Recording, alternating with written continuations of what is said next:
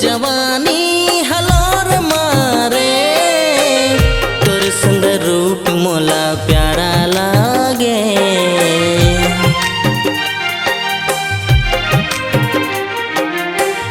तोरी रिंगाई गजब लागे, तोरी स्टाइल प्यारा लागे।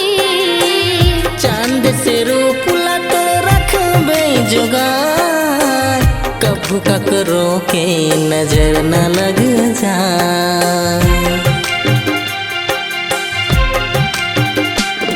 मोर दिल के धड़कन में तोला बसाए सजना, अमर रही हमर प्रेम कहानी, ऐसे बांधा थो मैं बंधना।